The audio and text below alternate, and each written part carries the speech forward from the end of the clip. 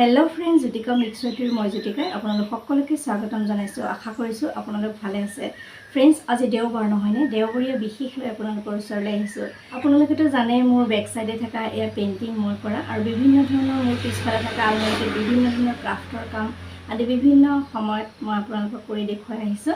আৰু চানডে মই অকণমান বেলেগ এটা ভিডিঅ' লৈ আহোঁ স্পেচিয়েল হিচাপে মোৰ আৰ্ট এণ্ড ক্ৰাফ্টৰ লগত জড়িত মিটিং বা বিভিন্ন ধৰণৰ কবিতা আবৃত্তিৰ পৰিষদৰ মিটিং বা কবিতা আবৃত্তি বা তেনেকুৱা ধৰণৰ বিভিন্ন অনুষ্ঠানৰ লগত জড়িত কিছুমান ভিডিঅ' তাৰো ভিডিঅ' কেতিয়াবা লৈ আহোঁ।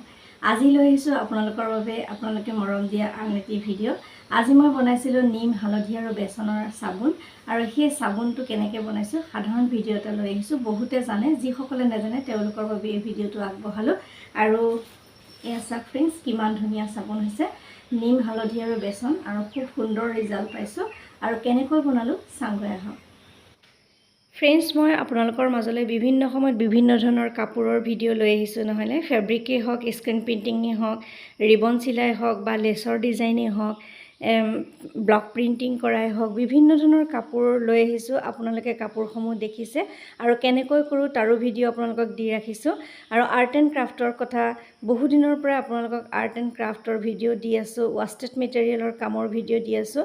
আৰু এতিয়া ফেব্ৰিক প্ৰিণ্টিং, ৰিবন চিলাই আৰু লেচৰ কাপোৰসমূহ দি আছোঁ। যোৱা ভিডিঅ'ত আপোনালোকে বহুত মৰম দিছে, অশেষ ধন্যবাদ জনাইছোঁ সকলোকে। আৰু এয়া আৰ্টৰ ভিডিঅ' বিভিন্ন ধৰণৰ আছে, আপোনালোকে মন কৰিলে চাব পাৰে। মোৰ প্লে'লিষ্টলৈ গ'লে আপোনালোকে 150তকৈ বেছি আৰ্ট এণ্ড ক্ৰাফ্টৰ ভিডিঅ' পাব, ৱাষ্টেড মেটেৰিয়েলৰ ভিডিঅ' পাব। যদি ঘৰতে পেলনীয়া বস্তুৰ পৰা কিবা বনাব বিচাৰে বনাব পাৰে।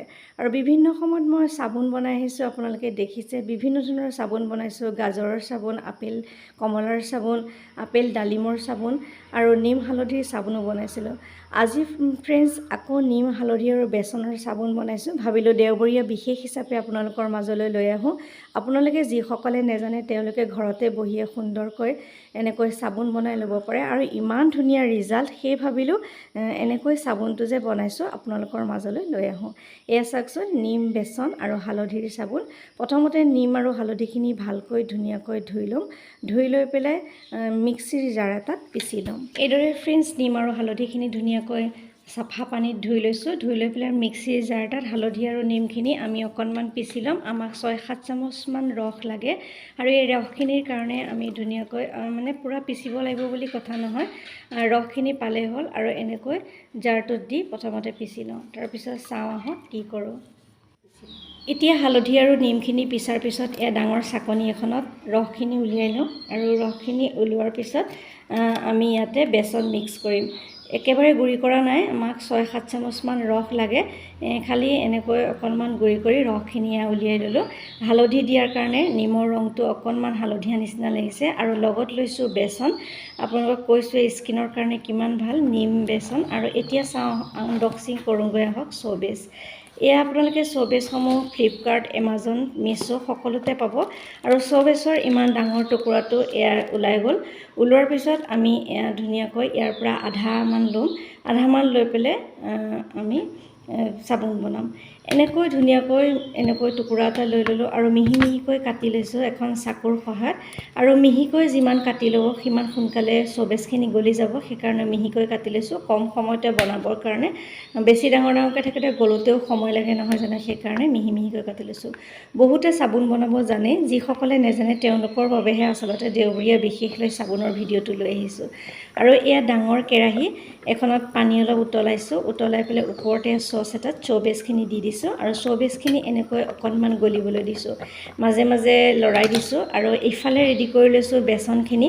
লৈছিলোঁ যদিও ডাঙৰ চাকনিখনত বেচনখিনি ধুনীয়াকৈ চালি লৈছোঁ যাতে একো নাথাকে। আৰু গোটেইখিনি মিশ্ৰণ একেলগে মিলাই ল'ম। যিহেতু আমি চাবোন বনামেই, যিহেতু একেলগেই দিব লাগিব, সেইকাৰণে একেলগে গোটেইকেইটা মিলাই ল'ম। আৰু এয়া লৈছোঁ লেভেণ্ডাৰ এচেঞ্চিয়েল অইল, চেণ্টৰ কাৰণে খুব ধুনীয়া হয়। আৰু এই এচেঞ্চিয়েল অইলটো ব্যৱহাৰ আগতেও কৰিছোঁ, আজিও কৰিম। আৰু এয়া চাওকচোন, বেচনখিনি ধুনীয়াকৈ চাকনিৰ ইফালেদি পাৰ কৰি দিছোঁ। দি ইয়াতে নিম আৰু যিখিনি হালধিৰ মিশ্ৰণ ৰেডি কৰি থৈছিলোঁ গোটেইখিনি একেলগে হাতেৰে মিলাই দিম। হাতেৰে মিলাই দিলে ধুনীয়াকৈ মিশ্ৰণটো ভালকৈ হৈ যায় নহয় জানো, সেইকাৰণে হাতেই লগাইছোঁ। আৰু এনেকৈ ধুনীয়াকৈ মিলাই আমি ৰেডি কৰি ল'লোঁ চাবোনৰ বাবে। আৰু আমাৰ মিশ্ৰণটো ৰেডি হৈ গ'ল। নিম, হালধি আৰু বেচন স্কিনৰ কাৰণে ভাল কৈছোৱে, আৰু লেভেণ্ডাৰ এচেঞ্চিয়েল অইল দিম। আৰু এতিয়া এই পানীখিনিত এয়া চাওকচোন ধুনীয়াকৈ উতলি আছে। আমাৰ যিখিনি চৌবেছ গৰমাইছিলোঁ সেইখিনি ধুনীয়াকৈ গলি গ'ল।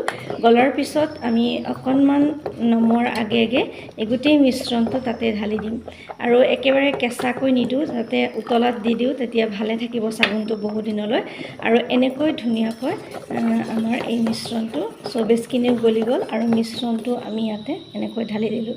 যিহেতু নিম আৰু হালধি দিয়া আছে সেইকাৰণে ৰংটো এনেকুৱা হৈ গৈছে। আৰু বেচন দি দিয়াৰ কাৰণে অকণমান ফেন এটা উঠিছে। ফেনটো কাটি পেলাই আপোনালোকে ছিলিকনত ঢালিব, নহ'লে ফেন ফেন হৈ থাকিব চাবোনটো। আৰু সেই চাওক অকণমান ফেন এটা উঠিছে, মই ফেনটো কাটি পেলাই যিখন ছিলিকনৰ মানে টুকুৰা তাতে ধুনীয়াকৈ ঢালিম। আৰু এচেঞ্চিয়েল অইলটো ইয়াতে ব্যৱহাৰ কৰিছোঁ, অকণমান বেছিকৈ দিছোঁ ধুনীয়া চেণ্ট হ'বৰ কাৰণে। আৰু যিখিনি ওপৰত ফেন উঠিছে মই কৈছোঁ সেইখিনি কাটি পেলাই চাবোনখিনি ৰেডি কৰি ল'ম। এইদৰে ফ্ৰেণ্ডছ আমাৰ চাবোনৰ বাবে ৰেডি হৈ গ'ল। আৰু এতিয়া আমি এই ছিলিকন এখনত বাকি দিলোঁ। ইয়াতে কেইবাটাও চেভ আছে, মই এই গোলটো লৈছোঁ আৰু এখন বেলেগ ল'ম, পিংক কালাৰৰ এখন আছে, সেই তাতে গোটেইখিনি চাবোন মই এনেকৈ দি ল'ম। দি আপোনালোকে ফ্ৰিজতো থ'ব পাৰে বা এনেও থৈ দিলেও ধুনীয়া চাবোন হ'ব। আৰু এনেকৈ ফেনখিনি কাটি দিয়াৰ পিছত চাওকচোন কিমান ধুনীয়া হৈছে। এতিয়া আপোনালোকক এই চাবোনখিনি উলিয়াই পেলাই দেখুৱাম। ফ্ৰেণ্ডছ, লেভেণ্ডাৰ অইল দিয়াৰ কাৰণে খুব সুন্দৰ এটা গোন্ধ ওলাইছে, আৰু ইমান ধুনীয়া হৈছে চাবোন কেইপিচ। আৰু ইয়াৰ সুফল পাইছোঁ কাৰণে আপোনালোকৰ লগত শ্বেয়াৰ কৰিছোঁ, আপোনালোকক দেখুৱাইছোঁ। চাওকচোন কিমান ধুনীয়া হৈছে, আৰু ফেনাইছেও, আৰু খুব ধুনীয়া ৰিজাল্ট। আপোনালোকে ব্যৱহাৰ কৰি চাব পাৰে। যিসকলে জানেতো তেওঁলোকে বনাই আছে, আৰু যিসকলে নাজানে আপোনালোকে ট্ৰাই কৰি চাব পাৰে। এনেকৈ ঘৰতে বনোৱা চাবোন ব্যৱহাৰ কৰিলে আপোনালোকে নিশ্চয় কিনিবলৈ একেবাৰে মন নাযাব। যেতিয়াৰ পৰা মই চাবোন বনাইছোঁ তেতিয়াৰ পৰা মই চাবোন একেবাৰে কিনাই নাই, আৰু এনেকৈ ধুনীয়াকৈ চাবোন বনাই ল'লোঁ। নিশ্চয় আপোনালোকৰ ভাল লাগিছে নহয়নে? নিম, বেচন আৰু হালধিৰ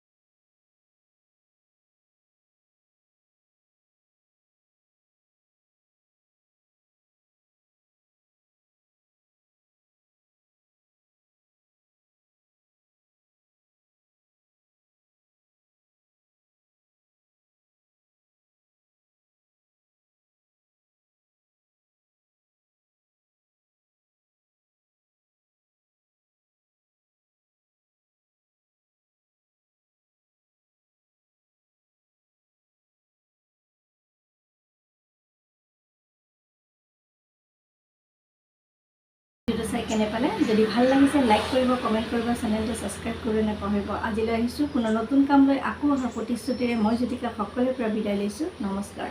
সকলো সুস্থ থাকক, ভালে থাকক তাৰেই কামনা কৰিছোঁ।